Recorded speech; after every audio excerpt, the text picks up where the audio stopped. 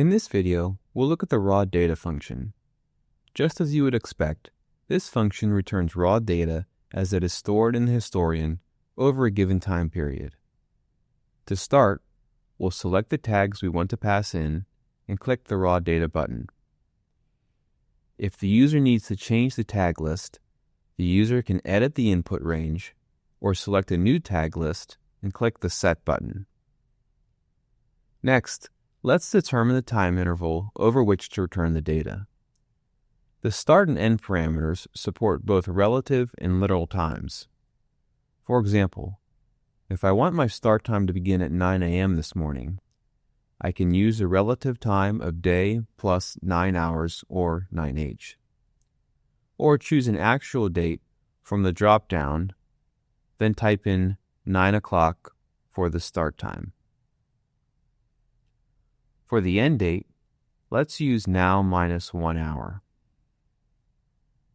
Next, decide if you want timestamps to be displayed in descending or ascending order. Then decide which display fields you want to return for each tag. There are a couple of options for timestamps, values, and quality. The user can also return any annotations that may be attached to the tag within the given time frame if they exist, including the time the annotation was entered, the message of the annotation, and who entered it. Annotations are written to the historian using Axiom or the API. For this example, I want to return the timestamp as text, the value, and its readable quality. Finally, choose whether you want to display the tag results vertically or horizontally, then set the output location. I'm going to choose a horizontal output and set the output location to B1.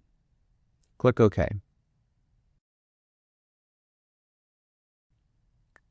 Going across the top, each tag is given 3 columns to display its timestamp, value, and quality.